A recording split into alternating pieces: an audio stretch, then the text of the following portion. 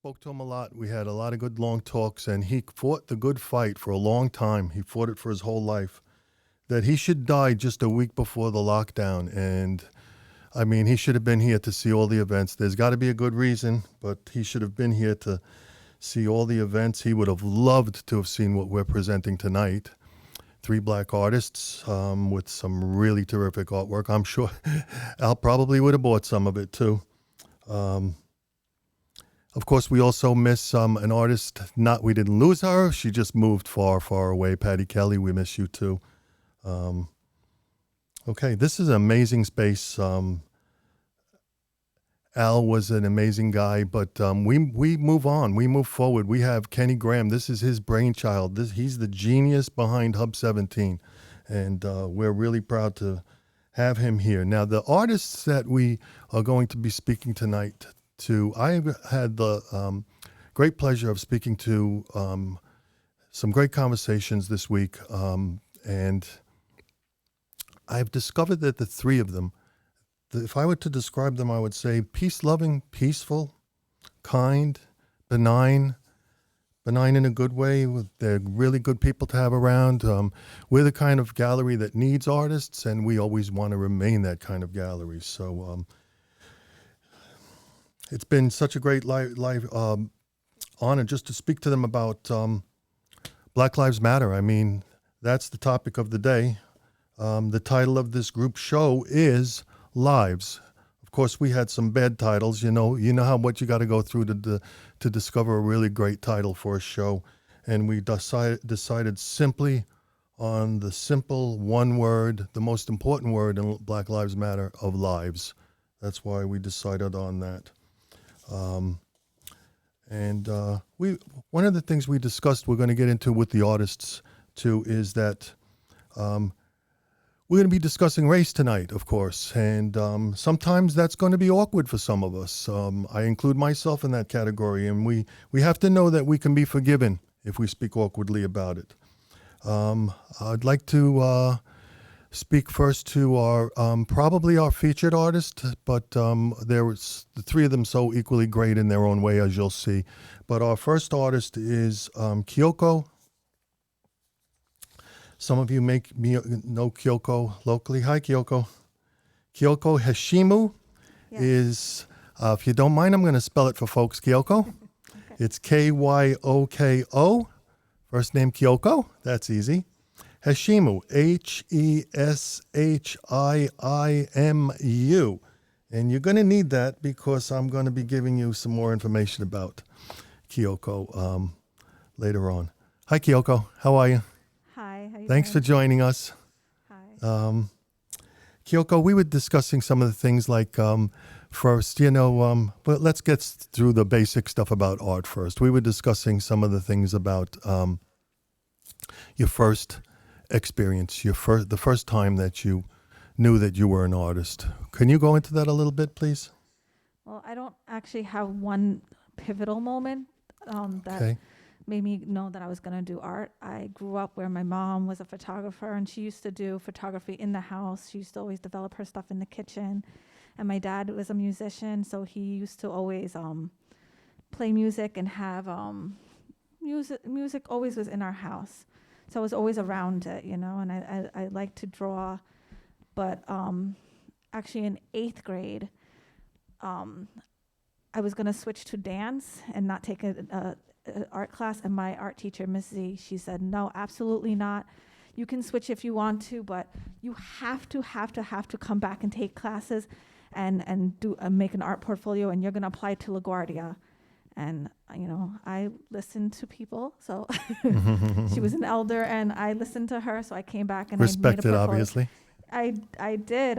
I really just followed rules. So I listened to her, and I made my portfolio, and I got into LaGuardia, and I just honed my skill, just kept doing it, Well, you followed the rules, but of course, as all artists know, you have to learn the rules to break the rules. Is that right? Yeah, but I've always loved art. I'm in 5th grade. I even got an art award because I was always doing it, always drawing. Yeah. To get that kind of encouragement is terrific. I got some of that myself too. I think I was in 7th grade when I first won like first prize in my class, and I was so proud. And they actually showed it at the CYO basement in Port Richmond, the old CYO building. I won an award for my artwork in 7th grade. So it's great. You can take off. By the way, Kyoko, as long as you're safely distanced from the folks interior, we can take off the mask. They're going to stay. Yeah, we're distanced. Quite a few feet away from you while we're more than 6 feet away from each other. Yeah, we have to see your face and your smile, of course. Yes, we're far away from each other. Now, one of the texts that we went back and forth with, you said that that you feel that your art is a reflection of yourself. Oh, definitely. So sort of, I guess, like, I believe everything is a self-portrait, but you said anything I present to the world, whether it be art or poetry, etc., needs to reflect a mindset that aligns with my views, even if it is not my own experience. Can you elaborate on that? Yeah, yes. Can you elaborate a little, please? Well, I do a lot of stuff just on my own experiences. So the highs and the lows, that's what kind of inspires me to actually work, because it's almost like therapy. You start to work things out through your artwork, So a lot of my topics have to do with the things that have happened to me. But because you're around other people, everybody's life affects how you feel. So even things that I've had to go through with friends, that influences my work, Me as a mother, this is why the artwork that I have behind me, so it has to do with Black lives and stuff like that. But I'm a mother of 4. So I have 4 Black kids, 2, 5, 8, and 20. So watching all this stuff in the news, it made me go... It's very personal, sure. It's very personal. Mm-hmm. It's very personal watching... And it shows in your artwork, too. And I definitely want to give you a chance to go through that. But so let's get into Black Lives Matter, because ultimately this work, of course, was done before not before but before the current protests that are going on now. This work was done prior to that, right? Yeah, it was before all this protests. Yeah. So let's get right into it with through the lens of an artist. Through your lens, can you describe some of your works, if you'd like to show us some of your works and tell us the titles? And we were kind of under the gun a little bit there, so we tried to hang this show as well as we could. I didn't get to your cards yet. I certainly will. And of course, we'll be allowing people to come in by appointment to see the work. This is the kind of work you have to see close up. There's so much texture in it, and cloth and mosaic, and it's just terrific work. Can you describe some of your favorite pieces? Can you go through them? Because for each one, you had an incredible story. Okay, let me see if I can walk it over. Thank you. Again, we're at Hub 17. Kyoko's website is dragonmom8.wixsite.com. So that's dragon, DRAGON, mom, MOM, letter I, number 8.wixsite, WIXSITE.com. And her IG is at dragonmom8. Please take a look at the Wix.com. I think there's a slash, and then you have to put Kyoko Heshiimu. Oh, okay. After the com, / Kyoko Heshiimu. Let me spell that again for everybody. That's why I said, if you're going to jot this down, please take a look at her work on IG. It's of course, on IG, she's Dragon Mom I8, and she's at Dragon Mom I8, and her name is Kyoko, KYOKO, Heshiimu, HESHIIMU. Thank you, Kyoko. Okay, you can go ahead now if you don't mind, please. No problem. Take your time. This first one is called Plunger. It's I did it after Abner Louima. This piece is very special to me or personal to me, actually, I should say, because when Abner Louima's thing came out, it was a day after I was at the same precinct reporting a rape. So and I did not like the police that were there. I left there going to how awful they were. So when I heard that happened to him, I wasn't as surprised, you know. So this one, it was very important that it was included for me, you know. And there's images of him in the work too, right? And there's images of him all in the work. This one is the only piece from my series that doesn't have the actual mother's image in it, because I could not find any pictures of his mother at all on the internet, at all. There was no thing. The only description I could find of her is that she was a homebody. So I had to create a woman for the piece. So I wish I had a picture of her, but it's the only one that wasn't. So I have the woman, she's plunging, because if you remember the Abner Louima story, he was sodomized by the police. So I tried to find things that I thought would trigger mothers, you know, when they thought back on what happened to their kids. So to me, a simple act of plunging your toilet will give off triggers, you know. So I wanted to make sure that it's the simple things, you know, that people take for granted every day that, you know, would trigger a mother and someone who has had to endure police violence or any type of violence. This one is called Bathroom. This one is about Ramarley Graham. His mother is reflected in the mirror of the bathroom, brushing her teeth. So you just have to know that, like, her body would be behind this kid. Yeah, and that's a beautiful touch. And the kid is actually a picture of his brother who witnessed him killed. Oh my goodness. So he was killed in the bathroom of his apartment, you know, trying to, you know, he was coming home from going to the store, and, you know, they said that he ran. They don't really know why. Don't know if it's from the police he ran or if he was just running home because people run home. But they followed him into the grandmother's apartment, and he flushed marijuana down the toilet, and they shot him. So so because they shot him in the bathroom, I thought it was important to reflect him in the bathroom, you know, his image in the bathroom as well. So it's just everyday normal place. Your house almost becomes like a prison because you're just reminded of the events that happened to your family member, the people that you love, you know. And as a mother, you know, that's like your life, you know. Mm-hmm. This one I called Funeral Casket, obviously, because it's a picture of a funeral casket, but it's of Alton Sterling. He was not raised by his mother. He was raised by his aunt. So this is a picture of his aunt, and he was apprehended outside of a convenience store after they received a call about a man with a gun.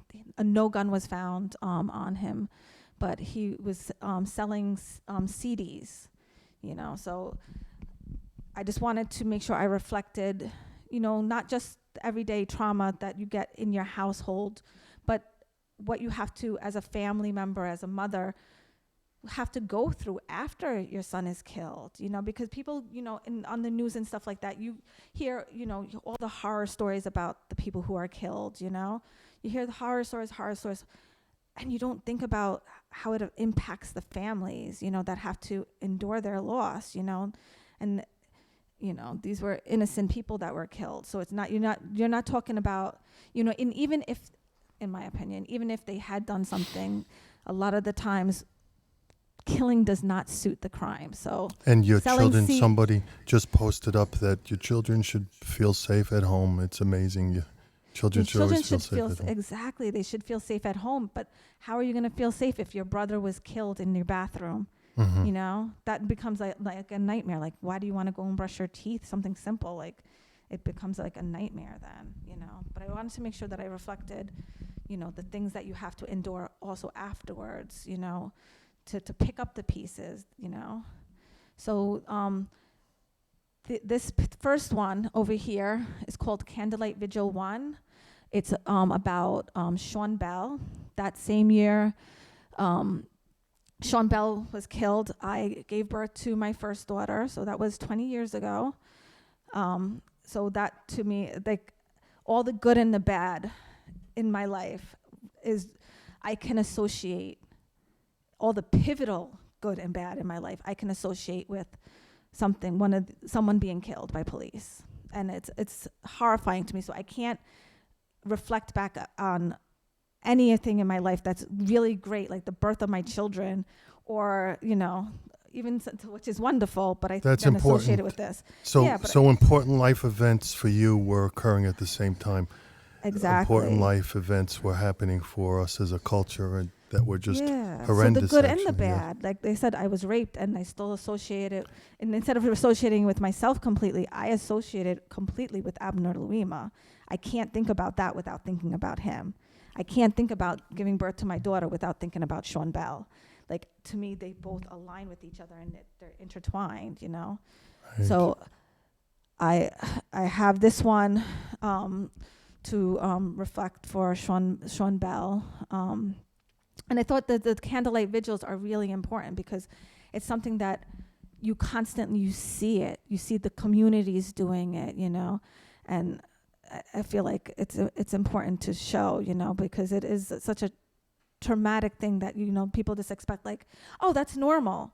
It's really not, It's not normal for people to have to keep doing these candlelight vigils and nothing happen, Right. But do you think we're at a pivotal moment that we're not going to have to see this as frequently anymore? Do you think? Well, I guess we'll discuss this more in a little bit because we really, I just hope this protest movement continues because we have to finally accomplish something, The thing though with it, not to be a pessimist, because people act and they keep saying, this is the moment, and acting like people haven't been protesting for years.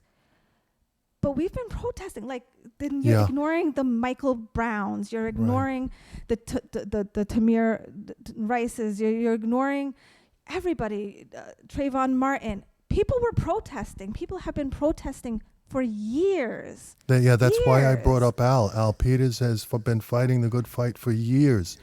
And for him to die just before the shutdown, it's just so heartrending to me because he missed this, but there must be some good reason why he missed this. I hope there's a better purpose that he missed this moment. He was waiting his whole life for this moment that's happening now. He would have loved to have seen what's going on. Yeah, I don't, like I said, I don't mean to be a pessimist, but at the same time we're seeing all these protests, we're seeing a rise in KKK coming out, and, white supremacists protesting and in the office. So right. I'm going to reserve my, celebration of, oh, this is the ending of it. I've yet to feel like it, This one is called Candlelight Vigil 2. It is about Eric Garner. I was actually there when Eric Garner was killed. I was pushing my son in a stroller after I picked him up past everything that happened. So I didn't want to stop to find out what was going on. There was all the police over there. So I kept pushing him until I got to the bus stop. So this one, it's a place because it's by ETG Cafe, which I always went to do poetry readings and stuff like that. It's right. Was there a particular moment too was there a photograph or something that you didn't even realize you were there until you saw? Oh, I knew I was there. Oh, you knew you were there. Okay. Oh, I knew I was there. The second I was there, because when I got to the bus stop, I asked someone what was happening, and I got so many different things at the time because some of the people were going, "Oh, he was tased, and that's why he went down." And then, there was just a mixture of everything that people were saying. It was so confusing. And then when I got on the bus driver was like, "Why do you look so down? You should, smile more." And I'm like, a man was just killed by the police. And at that time, soon everybody would know about that. Yeah, and I didn't know it'd be in the news, but I was like, a man was killed by the police, and you're telling me to smile? No, thank you. I was really angry, because it's the whole telling women to smile more. Trust me, I was on the West Coast a couple of years ago, and they knew who Wu-Tang Clan was, and they also knew who Eric Garner was. Yeah. The stories have to be told. They have to be told. So in all of my images too, like, I don't know, I didn't point them out, but in all of my images, the victim is in all of them. So like in this one, Right. you'll see, it's subtle, but you'll see Eric Garner's image here. You see Eric Garner's image here, and he has little pieces of him over there. Like, he's there. All of them have the victim in it, because the point of my pieces is I want to humanize the victim. It was really important to me to humanize them, because the news does a lovely job of portraying every victim as like some villain, a thug, giving them horrible names and stuff like that. And that's not the truth. And the mother's view of them, I feel like, was the best way to showcase that it's not always the case, you know, that there's another side to all these men and women, you know, and it was important for me to show that, you know. This one is called Waiting Room. It is about John Crawford III. His mother, he was killed in Walmart, you know. So he actually, when he was killed, his mother was on the phone with him. And so him and his ex-girlfriend, I believe, or I think it was ex-girlfriend. It was either girlfriend or ex-girlfriend. I can't remember right this second. But went to the hospital to see him. And when they waited like an hour to see him, and by the time that they came out to talk to her, they had already sent his body to the morgue.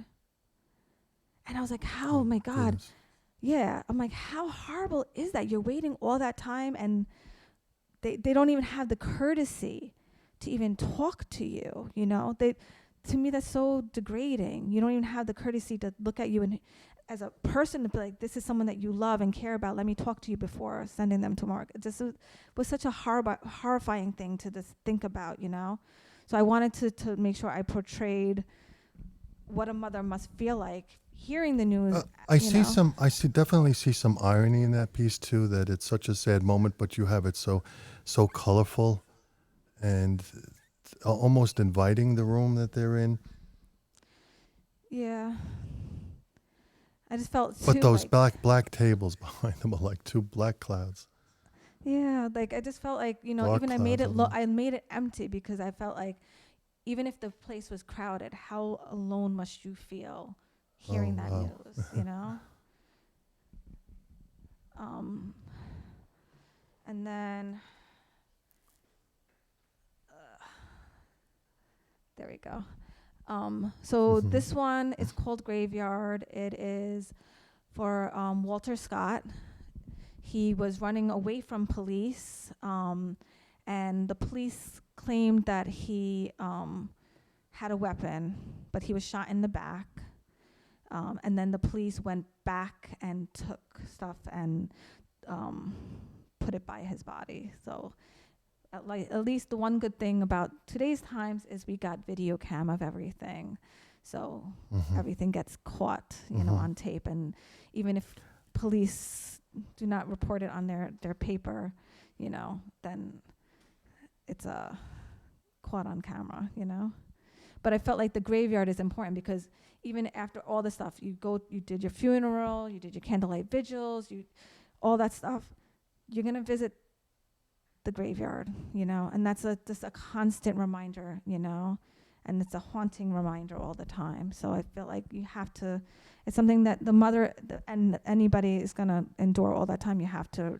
Well, you know, these discussions we have to have, I could remember, God, it was almost 10 years ago. My son was pulled over, and he was told that he didn't make a full stop at the stop sign, and he argued that he did. And I tried to teach him early how to speak euphemistically, and he chose to do it to a cop, and he told the cop, "You're speaking an untruth." And the cop said, "I wasn't going to write you a ticket, but now I am."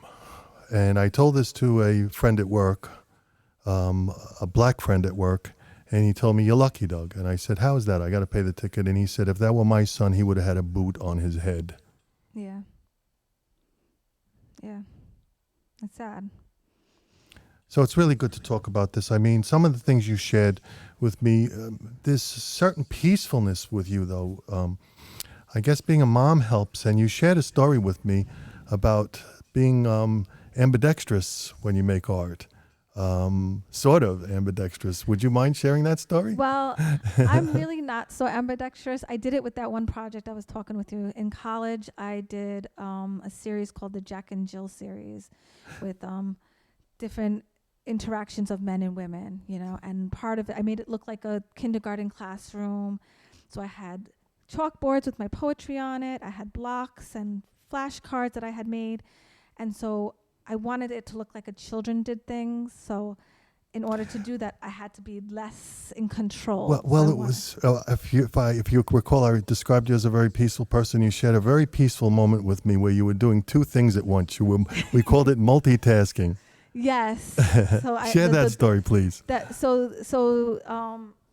Well, personally, I with all these pieces, I was I had my like I said, my daughter's only 2, and I did this last year, so I was still nursing my daughter. So a lot of these were done while I was breastfeeding.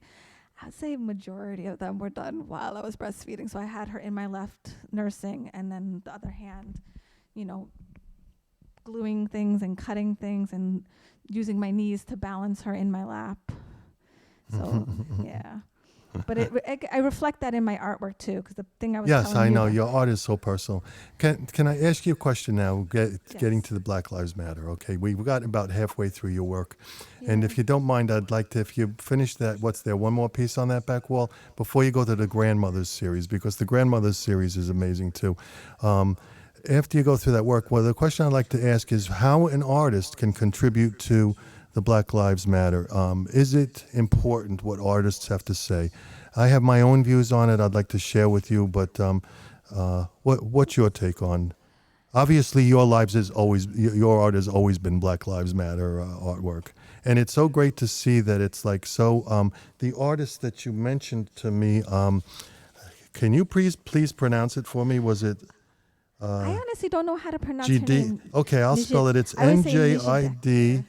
I'm sorry. It's NJIDEKA. Second name AKUNYLLI. And then the last name was Crosby. Is that right? Correct. So I looked at the work. Incredibly prolific artist, and just these subtle, everyday moments. And I see a lot of, even though you're telling such a heartbreaking story in your paintings, there's such a peacefulness to the paintings too. There's so I don't want to say mundane, but they're just people at home or in empty rooms, and that's where ultimately everything happens inside your heart. These broken heart moments that you're speaking of. But can you tell me how important it is for an artist to be involved in Black Lives Matter? I think artwork as a whole helps you tell a story from different angles, and I've always been kind of an introvert, and I used to have a really hard time expressing myself in front of people, and creating artwork has always allowed me to say things that I normally didn't feel comfortable saying out in public, So it gave me a way to express things in a way that I wouldn't normally say it. So I would not, like I'm talking to you now, like that used to be really hard for me, So, but I was able to draw pictures to express how I felt. Yes, you mentioned to me that you were a loner. It was a name that my father nicknamed me and I never minded because I always was so pleased to be alone. I used to tell him I'm happy to be alone with my thoughts. That's kind of how I was, yeah. Like I liked being alone, listening to music and just, being by myself. And even though I had siblings, I still liked the time by myself. But I feel like as a mom with 4 kids, which I don't get time. Yes, I kind of screwed myself there. But I feel like artwork helps you tell a narrative, and one that's easier for people to listen to, and and it can be interpreted in different ways, So I feel like it helps, like even these, like I feel like I told not only their thing, because I honestly did a lot of research and listened to these mothers, interview after interview. I just watched a zillion for hours and hours of them interviewing to try and give them. I'm sorry. Go on, Okay. Kyoko. I'm sorry. But I also felt like by me doing that, I was not only able to tell their story, but my story, So you tell a story through your artwork. And I feel like that's important.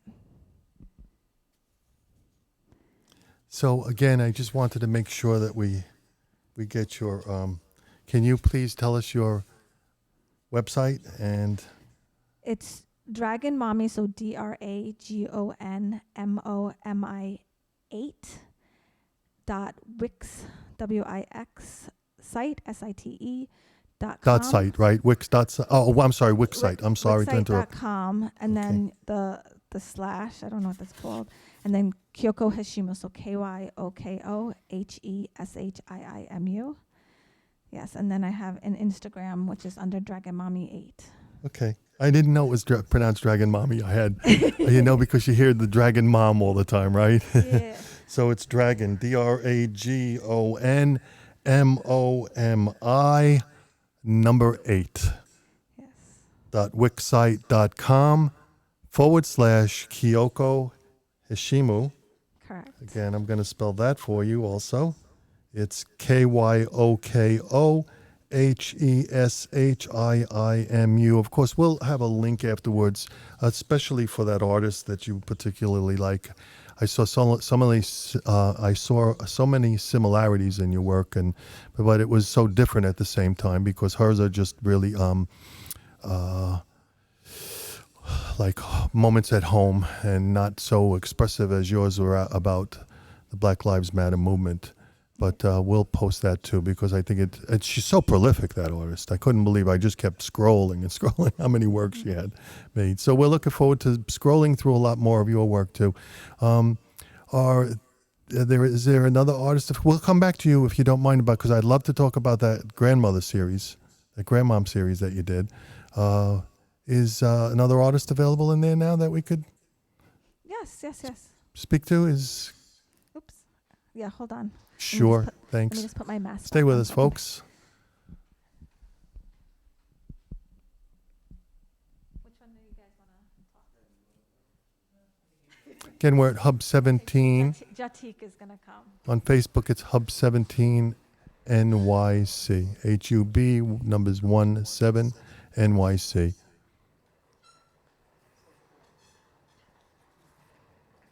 You're going to see there's so much going on at the Hub now. There are things I'm not even aware of. I find out after the fact. There's actors. There are practicing dancers, practicing actors. The list can go on. Kenny's constantly doing photo shoots. Kenny's now doing fashion photography, and it's amazing fashion photography. You got to come check out the Hub when you can. We're probably, I believe Kenny said that we're going to be doing this. We'll post this, of course, on Facebook and elsewhere, and that we'll be taking appointments to come see the work. And it'll be either myself or Kenny here. Probably most likely myself. So please stop by. Kimber's shooting a short film tomorrow. There's always something going on. Okay. So now we're going to be speaking shortly with Jahtiek. Jahtiek, how are you? That's a loaded question. 2020, is it not? I'm doing good at this moment. Present. I asked you a question earlier, Jahtiek, about your any artists that inspire you, and that's another loaded question because it's like being mostly disciplinary. It's like it's all connected. Like one of my favorite visual artists is Takashi Murakami.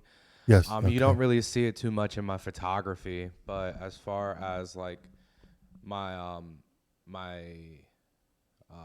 oil pastel based work, like my physical work, you can see that reflected a lot. Photography wise, don't really have any big photographers that I like really reference. I kind of get inspired by like just whatever is, like like some there's only very few artists where I'm just like I love like their body, like if somebody has like their body of work, when somebody has like yeah, thanks for clarifying that. Yeah, I know, I just had to realize, yeah, but like yeah, that's why I clarified it. But like like with it, it's like sometimes like I like single pieces, so it's just Yeah, varies I because get like that. yeah, because like it's a lot of musicians A too musician, yeah, inspired of by course. With musicians, it's like that. yeah, so it's like that's a huge Hanna-Barbera fan, but like it's an interesting question because it's a lot of my favorite visual artists reflect drawings and paintings, but when it comes down to my photography, I don't know too many big name photographers. Okay. You know, um, Don't worry, I won't put you on the spot. Let's talk about yours. shout out to Christine Cruz. It's one of my favorites. Oh, She inspires me photography wise. She's one of my favorites. okay. She's local, right? Yes, but Okay. local is global, and she is a force. She is a femme fatale when it comes down to that camera. Okay. Really great, like composition, great lighting, but also like the way that she, the composition for a lot of her pieces. Like there's something that I see with photographers at times is that like it's a like, and I could say with graphic designers as well. As far as artistry, they will sometimes identify at more with the label than the aspect of an artist.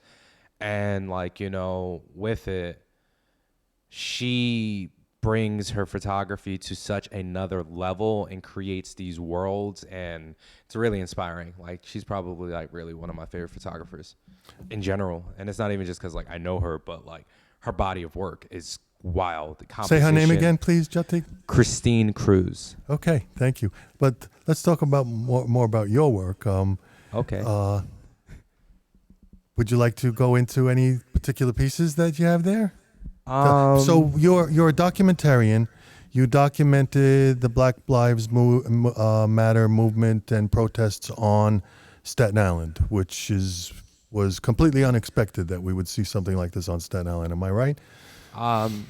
Yes and no. Like, Okay, great. Let's hear it. Funny thing is that like, and I appreciate you saying documentarian. I this is probably one of the first time. Yeah, I guess I identify with that somewhat. One of the biggest things with Staten Island in general, like we've had protests here that happened in the past, especially like when it came to Eric Garner. One of the biggest things though is that where are these images? And that comes down to a problem in general with Staten Island is that when it comes to our history and big moments happening, how those moments being captured to be like to look back upon. And one of the biggest things like when this happened, with this entire like display right here, I did my best to show the photos of different days from May 30th, May 31st, June 4th, June 5th, and June 7th. And I'll break down where is where and when is when. And one of the most important things that I know as someone who's very involved in the local community and a photographer and an artist is that these moments had to be preserved. And also as a black man, it allowed me in a very serious conversation and issue and topic that's going on. This was also a part of me being able to show up for something in which I believe in and also express myself. That's important. Showing up is so important. Yeah, it's like it was cathartic to take these because like it's kind of like I wanted to make sure like just to capture what was there and cathartic. You say cathartic? Cathartic, yeah. Can you just tell us a little bit about how it was cathartic? It was cathartic because I'm trying to make sure I don't curse. That's okay. I don't mean to put you on the spot. No, it's all good. It was cathartic because none of this year has been normal. It's unprecedented. Oh. It's unprecedented. Is that the for understatement of the year? Yeah, it's unprecedented in our lifetime, at least, to this magnitude. In mine also.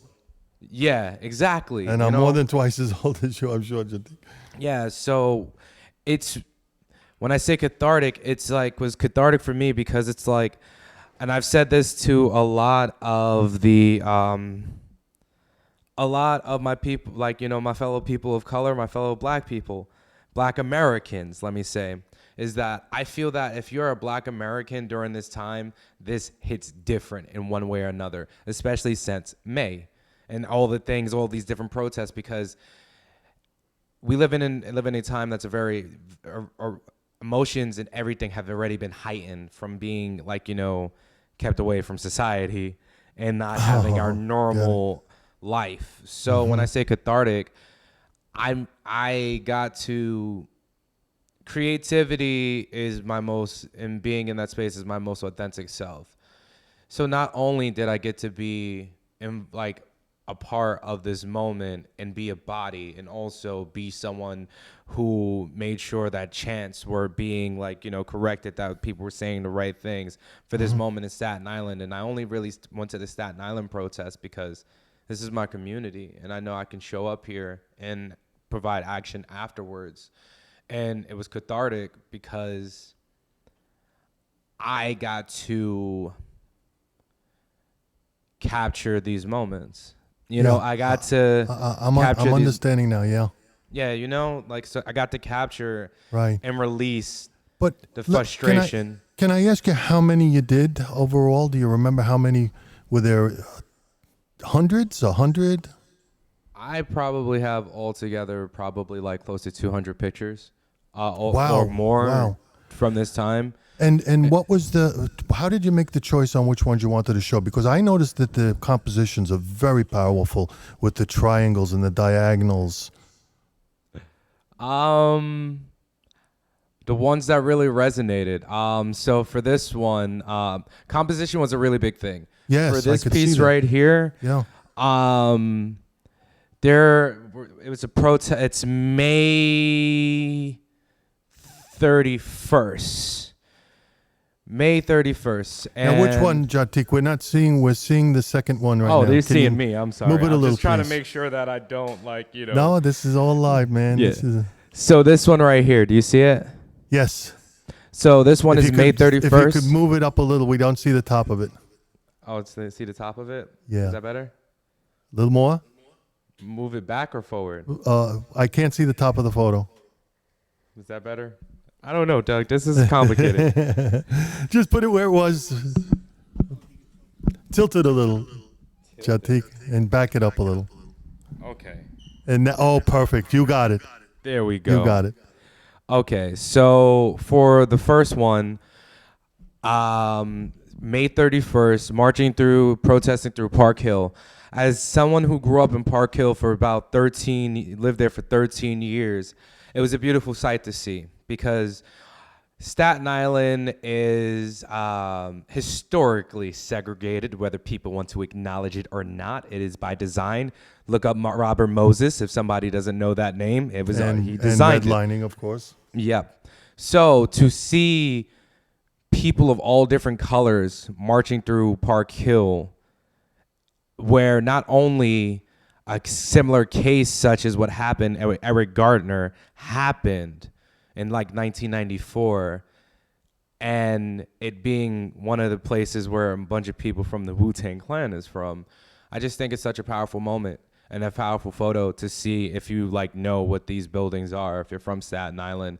And if you don't know, I think that is still powerful. It shows unity, and it shows a lot of different people, and you have different moments in this photo. You have a whole dude in his car, and it's just but you see all these people going, and you got Chicanas for Black Lives, and it just also shows unity, multicultural unity, and that's really was my thought process behind it.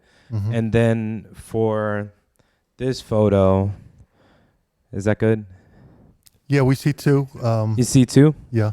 Okay, so on the left, I am a huge fan of this composition of this photo and how we have these three powerful black men, just just kind of feels very kingly, just very regal. You can see the passion, you can see the power, and not in a way where it's threatening, but a powerful energy.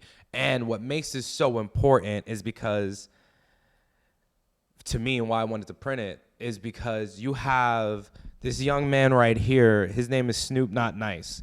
Snoop Not Nice is Snoop, Seems like a nice guy. no, he's pretty dope. I believe that. Well, that's his handle. I know he also but like I know he goes by Snoop. So Snoop, these two photos actually go hand in hand with one another. So I appreciate them being next to one another as well. This man said that we needed to protest on the South Shore. We need to go see the change there. We need to bring it there. And he was met with threats. He was met with threats. Like death threats and people saying, lock and loaded. We're going to come out. We're going to, don't come down here. Don't bring all that down here. So for this photo, what I really like about it is because composition-wise, it's almost as if you're there because you have this young man's, but like, you feel like you're in the crowd. And I like the architecture. I think that it's an interesting juxtaposition and one of the big things too that I really like about this body of work is that it's capturing history. It's capturing not only protests, but what we're experiencing in 2020. And this young man, Donovan, has been speaking at a bunch of the protests, and he's been doing a lot of activism. And that's like, something great that came out of it. And this one right here is on Newdorp Lane. Both of these were to be like, to be there with so many different people. It was Staten Island, that we don't always get to see. A lot of my work is, for me personally, is that, especially photography wise, and something I've gotten more, I've been sitting more with, is that my favorite subject is Staten Island because I want to be able to, I like to capture it in a way where it's that if you're from here, it resonates because we need to have an interconnectedness. There's a disconnect between Staten Island and the culture it produces. And it's apparent. You can see it with how we fund arts and cultures here. You can see it with the amount of opportunities and availability for arts and cultural things. So I want this to hit extra hard for Staten Islanders. And if you're not from Staten Island, it's still a powerful photo. It's still a powerful moment. You know what I mean? Mm-hmm. Mm-hmm. And this one right here, I felt I had to really include this. This is at a precinct. Like all the early protests were all in front of precincts. It was things were kept positive, and in a way where there weren't altercations. And we have a sister of mine. I grew up with this young lady. Her name is Kaita. She would share her piece that she wrote at all of these protests, and I had to make sure that I included that because that is a powerful Black woman that is captivating the crowd. And one of my favorite things about it, and just really looking at it, is that we have this person right here that's blurred out, looking right at her, and you have all the eyes and so many. You feel the energy. You feel what she's saying, and I just really had to include that. She's looking at you, the viewer, too, of the photograph. Yeah, and I guess really when it comes down to this body of work, I just really wanted to make sure that, I'm sorry, this thing is confusing because I'm not sure. There's actually no. This is no dry run, folks. But hey, that's a good. We see all 8 of them pretty much, and yeah. So with it, I just really wanted to make sure, especially like for this show, why these two, why I printed. So this is in front of Borough Hall. The other one with the other two before that I was speaking about was one of them is in Newdorp and the other one is in the conference house. And I wanted to make sure I showed the like different people, but also how big. So Staten Island remembers how big, And Jahtiek, that one with the "Do Not Enter" sign, right? Just before you get to the vertical one, there's a character, like a dressed up paper mache yellow character in the photo. Oh. Can you zoom on that, Ken? Oh man, Yeah.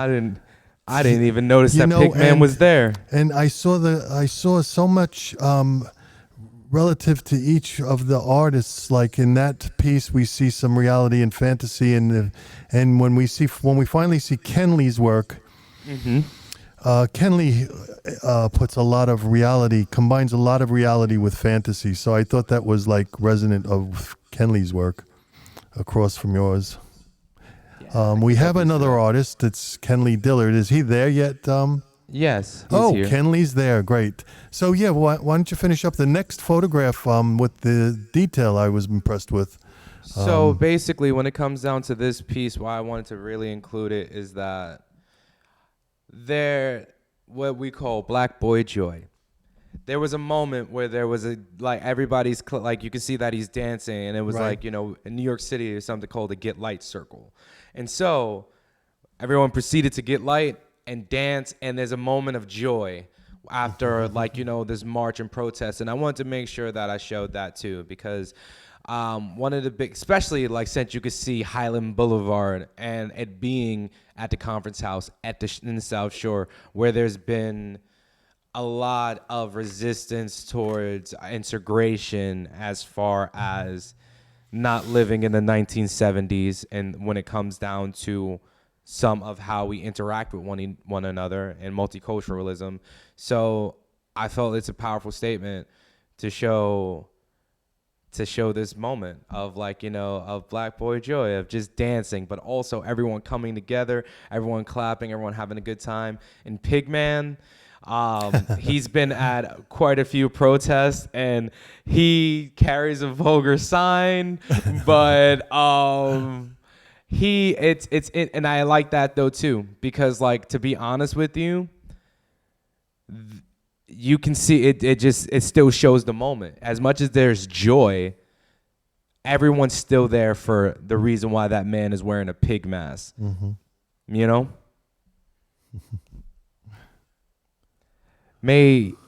So is that the last one? Would you want me to No, there was there were a couple of things I liked the next photo over with the woman's hand.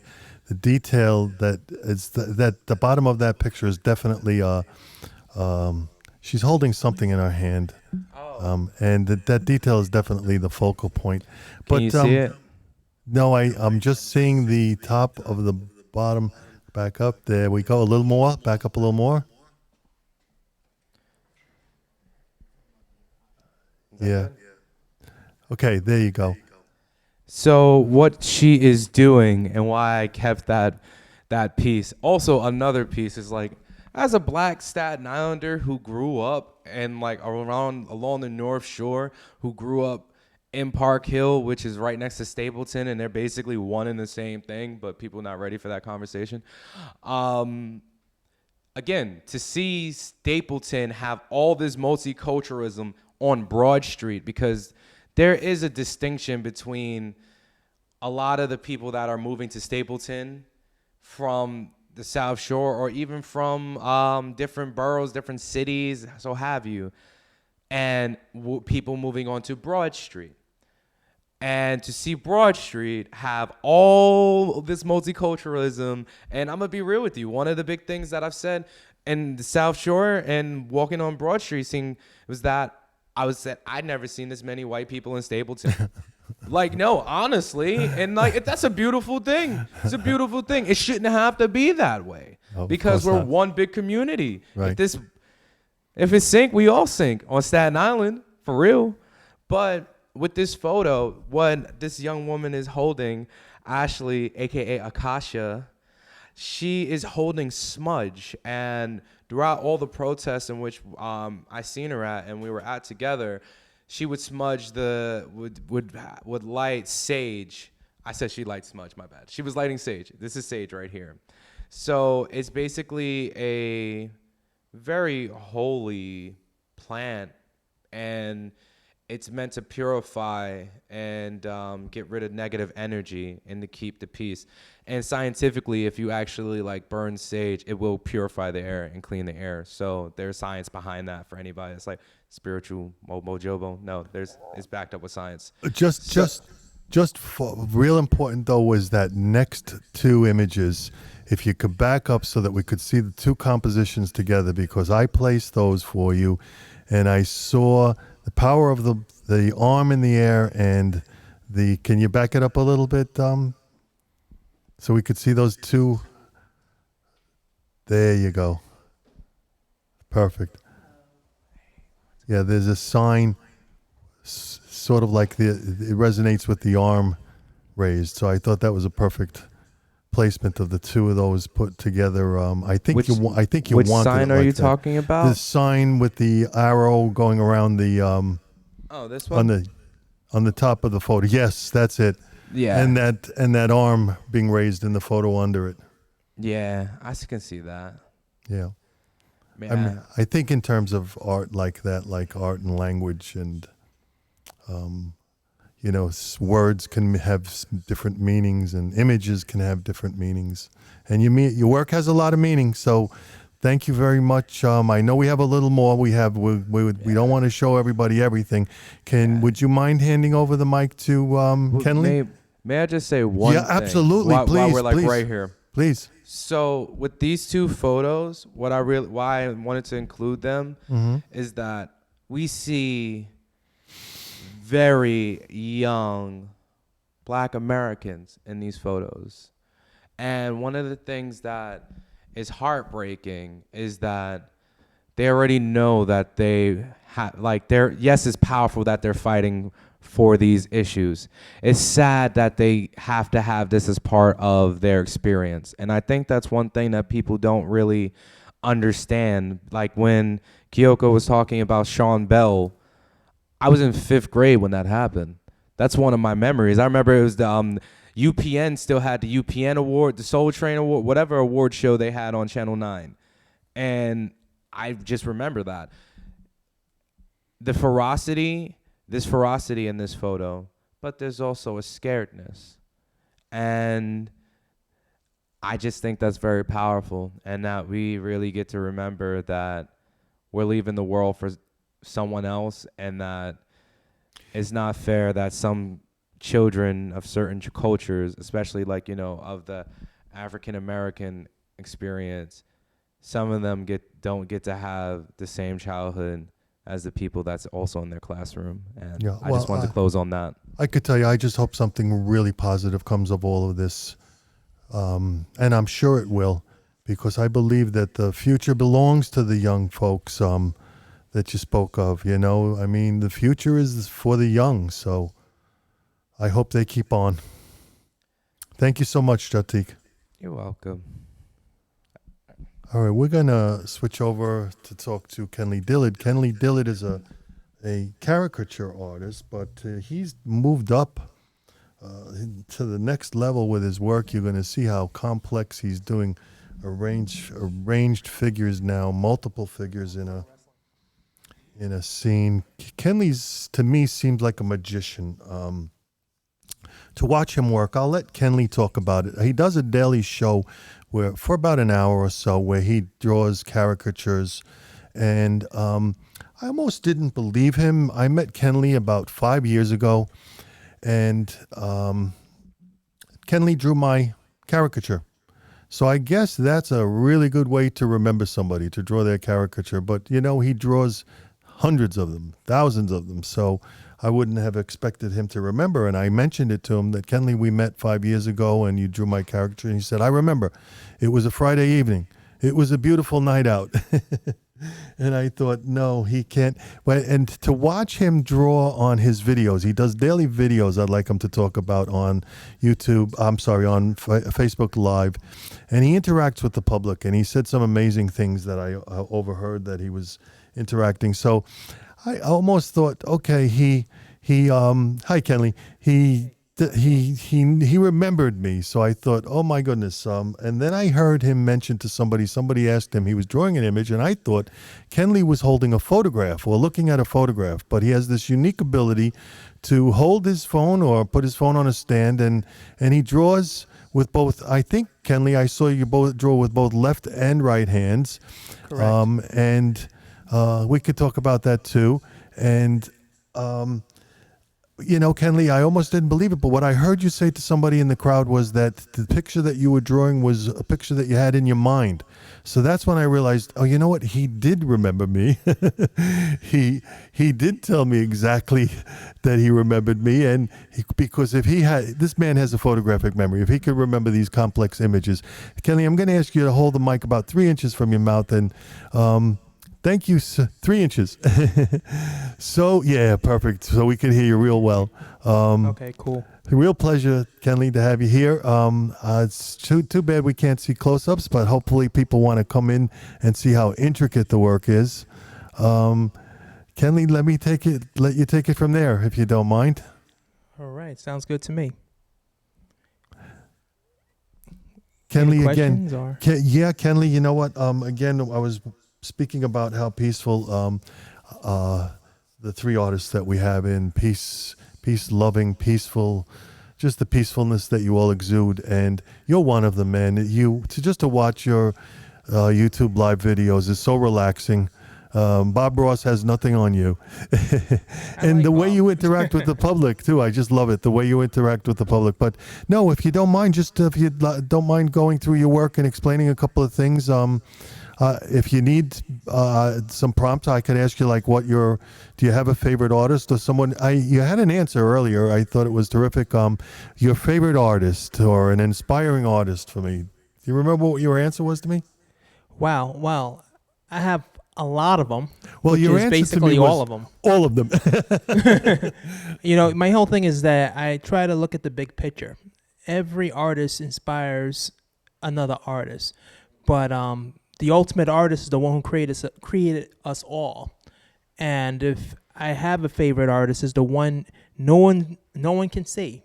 No one can see this particular artist. He's the creator of all. So if I have any favorite, he's the favorite. Okay. Do you believe that there's any bad art? No, and No, I'll tell you okay. why. Every person has a right to express themselves, but also everyone is held accountable for whatever expression they put out there.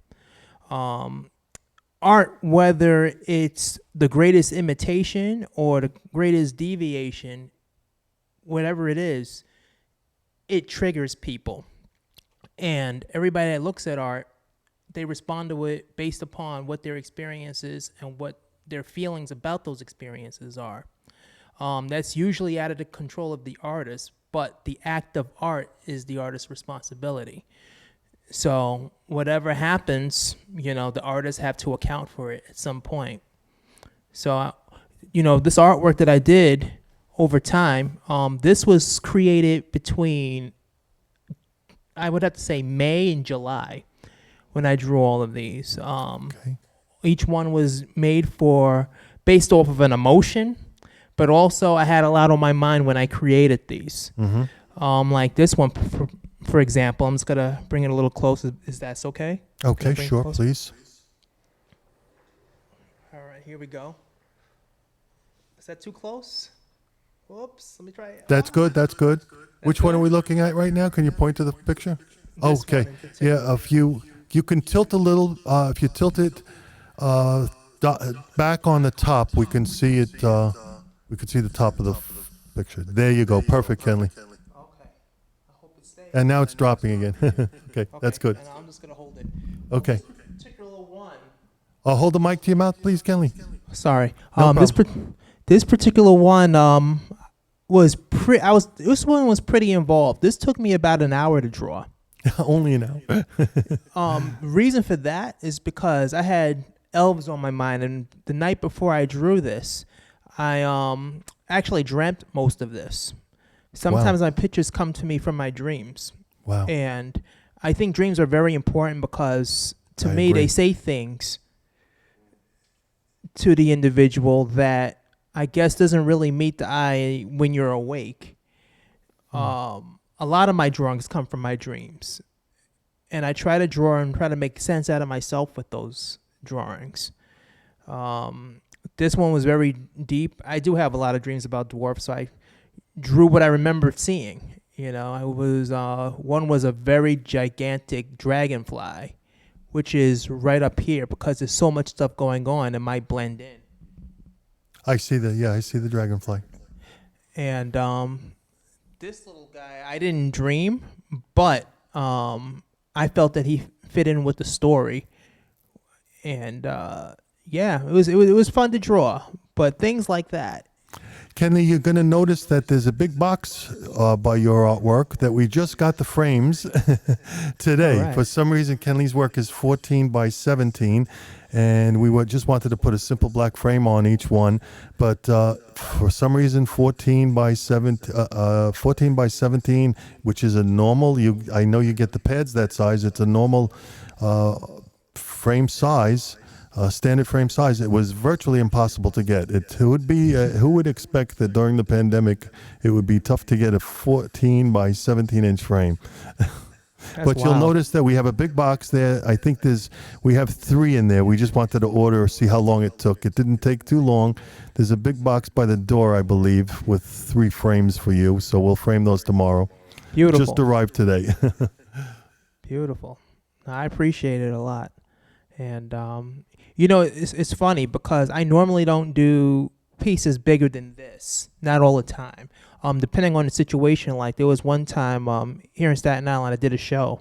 It was a superhero show, and the piece of paper was like humongous.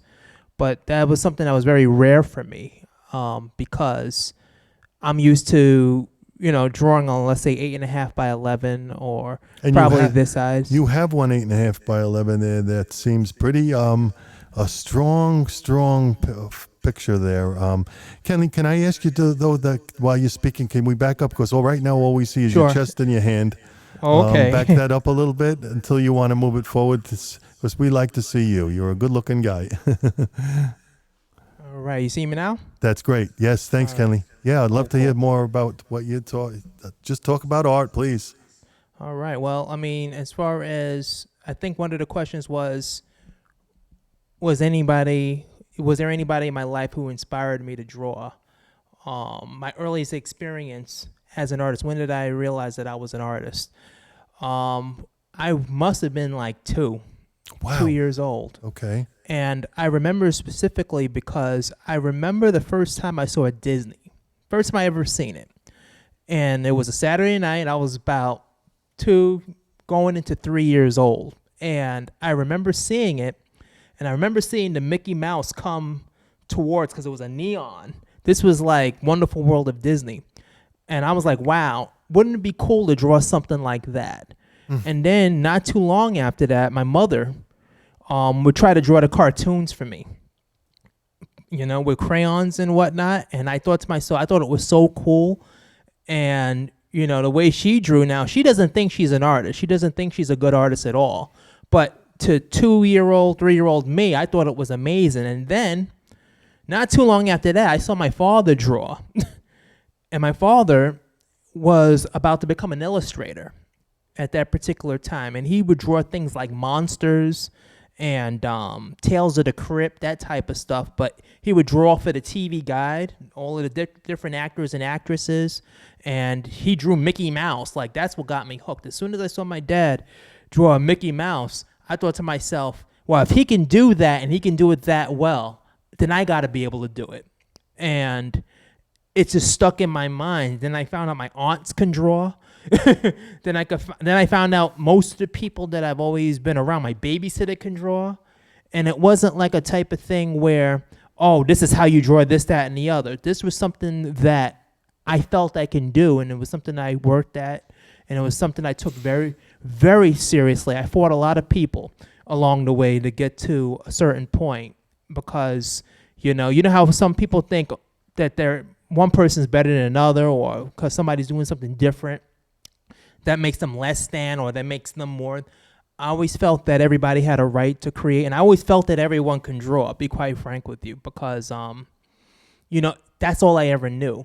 Mm-hmm. And that's what I really care about. So I just kept at it, and, it became something like this, something where I can express myself freely, and I'm grateful. I count my blessings. Yeah, no, it's obvious that you put a lot of work into it. It's amazing that you can do something like that in 1 hour. And I'm in full agreement. I believe anybody can draw because I believe, like I learned, and I'd like to get your opinion on this. I was classically trained, draw, paint, sculpt the nude. draw, paint, sculpt the human figure, and that was such a strong learning experience for me because I talked to Kyoko about it earlier. You have to learn the rules before you break the rules. I have a very strong feeling about that, and I have a strong feeling about classical training too. And I noticed that, and I believe that when you draw, it's anybody. Like I said, if people practice enough, anybody can draw. Anybody can draw well. It's the poetry that you put into the drawing, as you've done in that particular picture that's behind you, the dream world that you spoke of. And it takes a lot of practice. But were there cartoonists that you liked? Because on Staten Island, there's a group that teaches kids cartooning. And I realized that that's so important because they're learning how to draw and paint and whatever with markers or paint the human figures. So, and this might be kids that don't have the wherewithal to get classically trained. Like I know School of Visual Arts now. When I went, it was $1,500 a year. When I left, it was $1,700. I'm sorry, a semester. Now it's $60,000 a year. And it's amazing how much they've expanded. But for kids that don't have that can't get that kind of experience, I think it's important to learn cartooning and draw from cartooning. Myself personally, I used to trace maps. Is how I first discovered I used to love how to draw.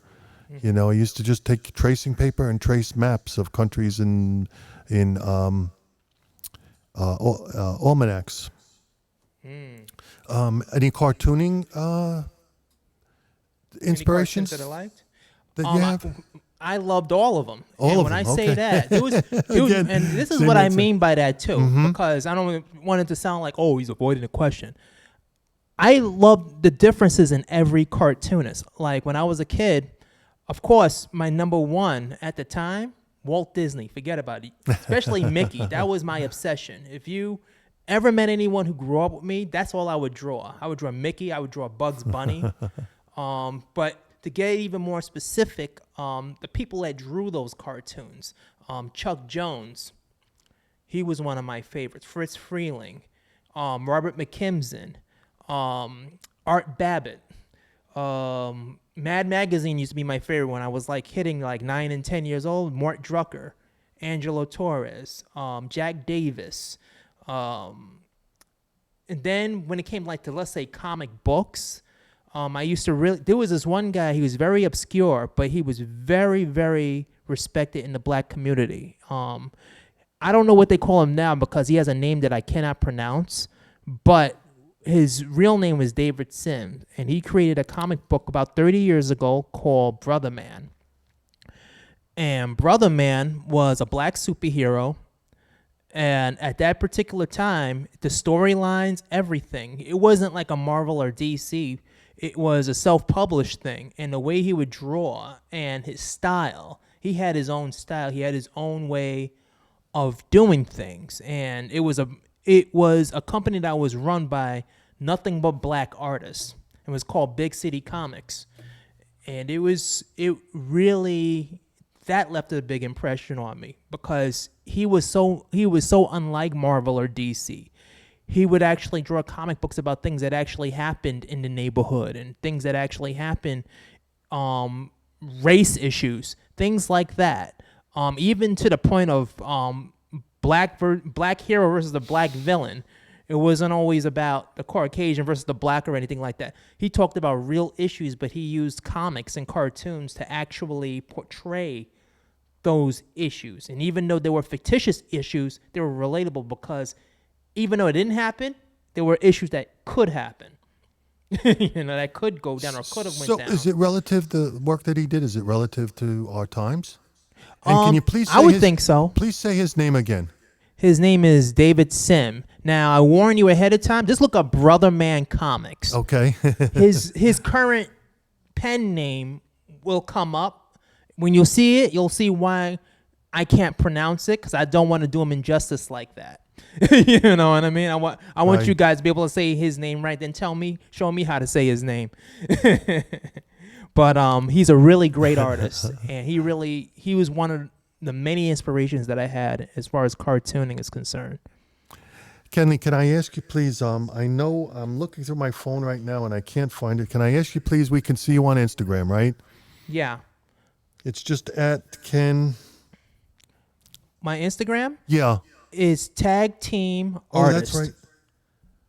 Great name. I remember telling you that. Tag Team Artist. So it's TAGTEAM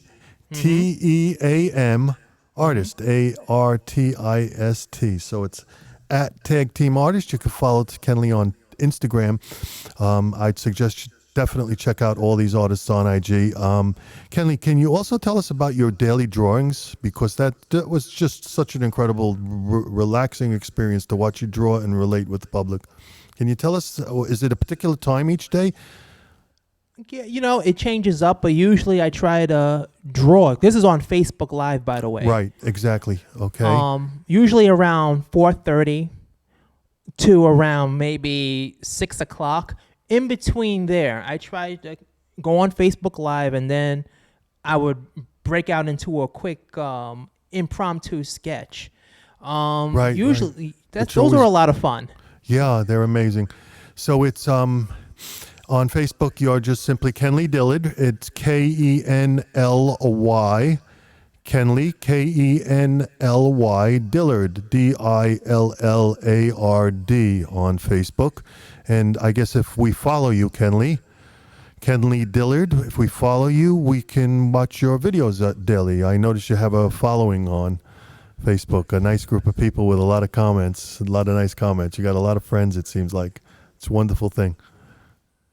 Yeah, I'm very, very, very fortunate because, it helps give me more incentive to actually do art. I mean, I have a lot of reasons to do art, but when I hear people say, hey, I like what you did, or, oh, I'm into what you're drawing and whatnot, it's not just about me. You get what I'm saying? Because, Right. art is a very individualistic thing, but when you have people that actually encourage what you do, it makes one realize that what you're doing in your life, whether it be creating something or destroying something, someone's going to be affected by it, directly or indirectly.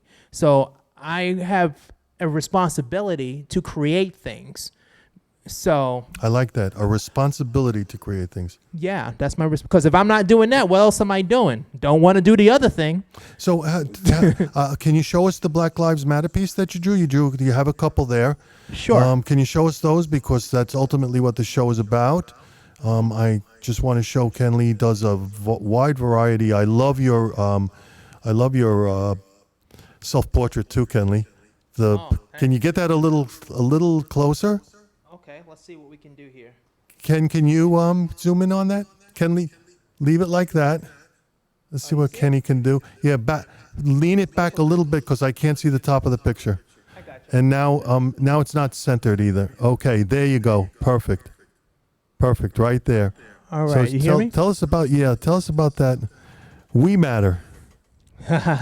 Okay, I remember this one. It was a Wednesday morning, and it was after I saw the news the night before about. So this was another dream. Yeah, Okay, wow.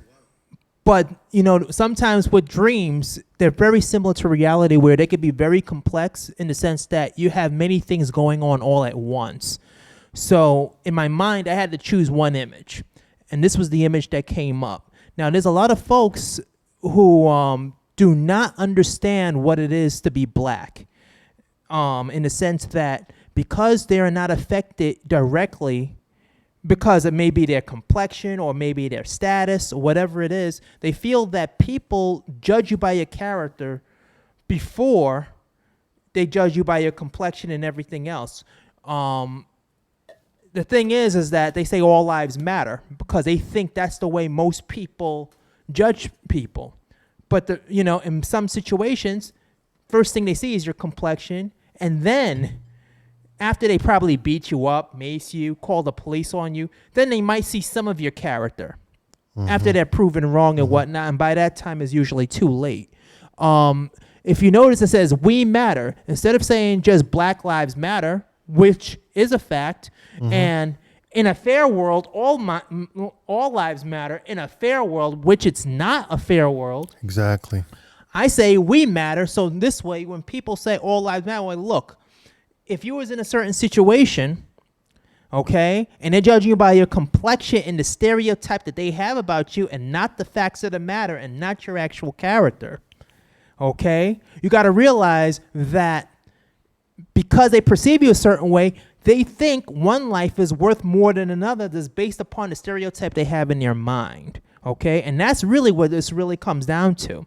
So when I say we matter, what I'm basically saying is that because we're black doesn't mean our lives are worth less than somebody else's because of their complexion and how they're previously perceived. That's all I'm saying. Mm-hmm. So yeah, go ahead. All lives matter is a given. Black Lives Matter has to be said. All lives Right. matter does not have to be said. All lives matter is a given. Black Lives Matter had to be said because there's been so much injustice. Exactly. Due to a preconceived notion in a situation. There you go. Over and over and over and over. I mean, I'll tell you this. My own personal experience. I am a caricature artist, but I used to be a caricature artist in Florida at an amusement park. I remember waiting for the bus, sitting there, minding my own business, sketching in my sketchbook. Next thing you know, this police officer comes up to me, says, "Excuse me, sir, what are you doing?" I'm like, "I'm drawing." Stop. Because for I a am a second. caricature artist. Can we see you? Because I want to hear Yeah. this. I want to see when I hear this story. All right. I'm There- back up right here. There you go, Kenley. All right. Okay, great. I'm over there and I'm sitting there sketching in my sketchbook, doing my usual business. Like I said, police officers say, "Can I ask what you're doing?" I'm waiting for the bus. I'm drawing. "Oh, you could be a terrorist." "How am I a terrorist?" "For drawing in my sketchbook." "Let me see your ID." "ID?" All right. Showed him my ID. And then he said, "Someone like yourself need to be careful around here. You know, you don't want anybody thinking that you're a criminal or you're a terrorist and whatnot." I'm like, in my mind, I'm thinking, this man is trying to provoke me. He wants something from me. He said, "I would like to see the rest of your sketchbook." So he's looking at it and he sees nothing but Disney castles. You know, all of the stuff that people like. A little bit of Yosemite Sam here. He found that he couldn't get anything off of me. He was like, "Look, just watch your back around here." And he went off in his little cop car, and that was the end of it.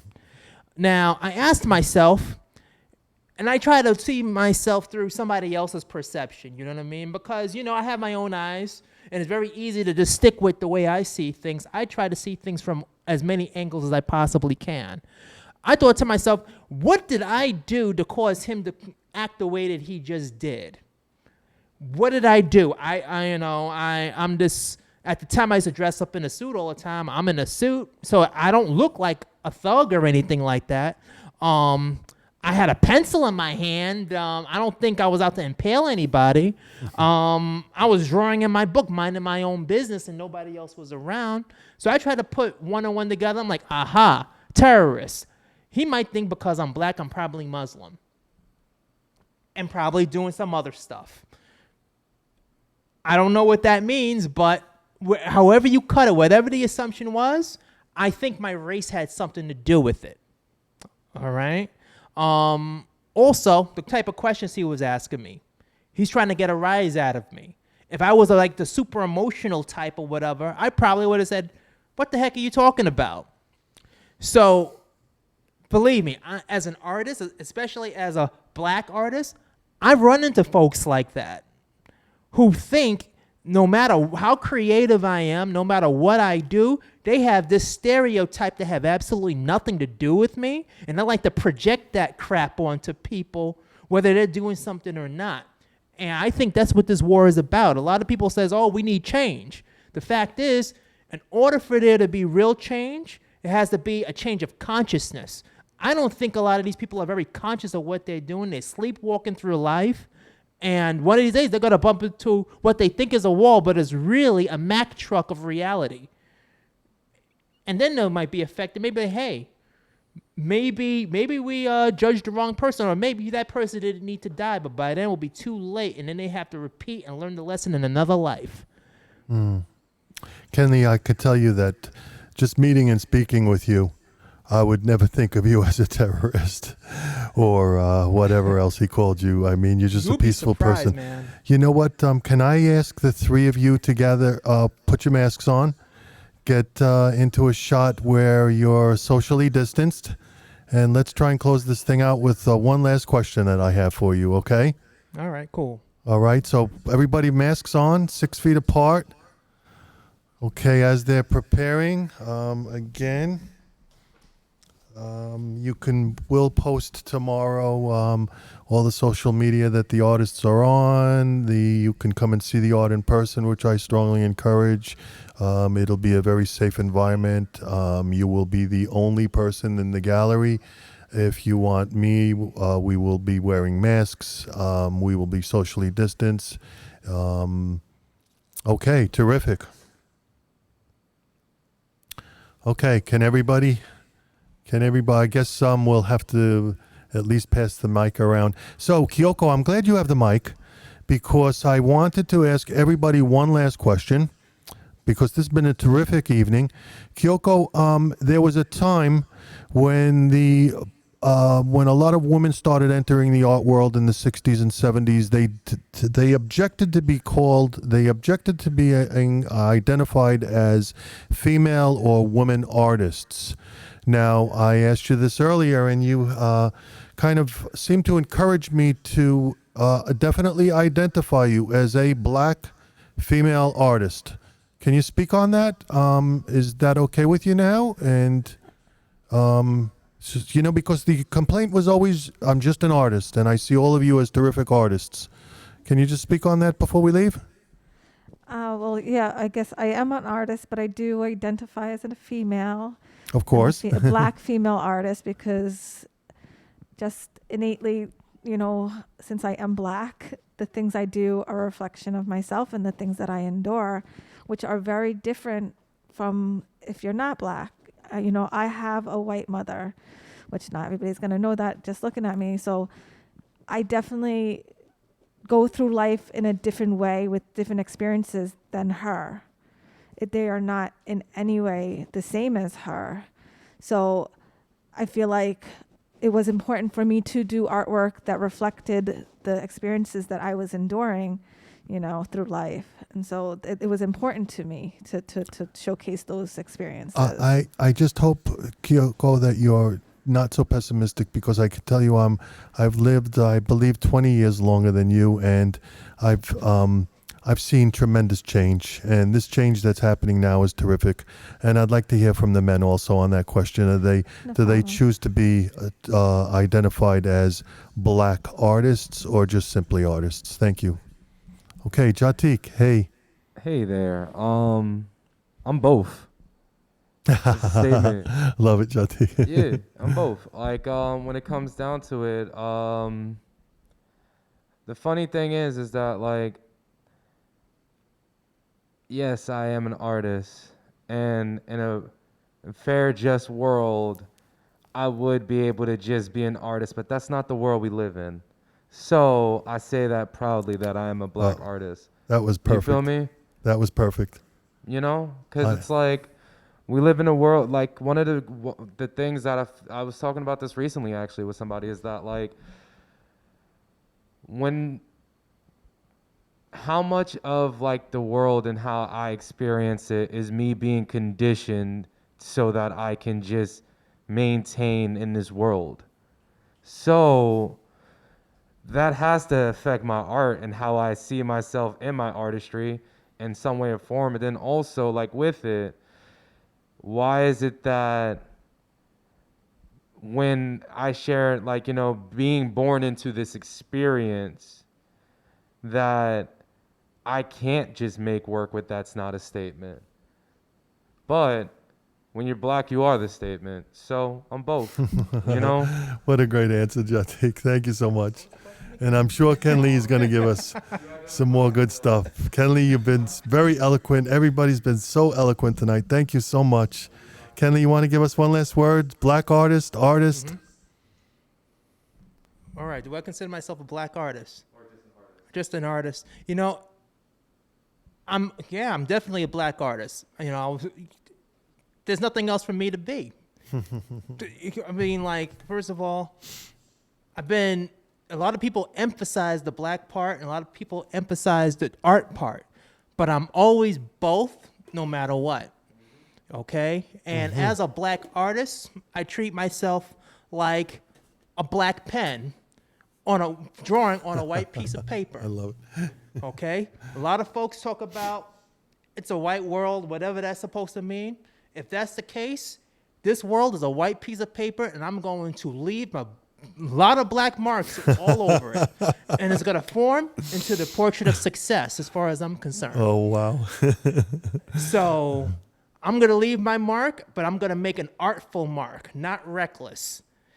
Necessary lines, not unnecessary. Make a masterpiece that is too big to frame and not too small so someone can steal it away. So this way, it can inspire other people to leave their own mark on this white piece of paper we call the world. Oh, wow. Guys, thank you so much. We have 3 terrific artists, Kenley Dillard, Kyoko Heshiimu, Kyoko, and, of course, Jahtiek Long. Guys, it's been a great evening. I really appreciated talking to you and involving myself with your art this week. Hanging, it was a pleasure. I actually enjoyed myself doing it, and I really took it in while I was doing it. Thank you so much, guys, for this evening. Thank you.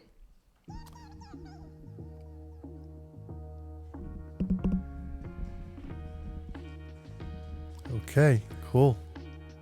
Awesome. How was that, Kenny? For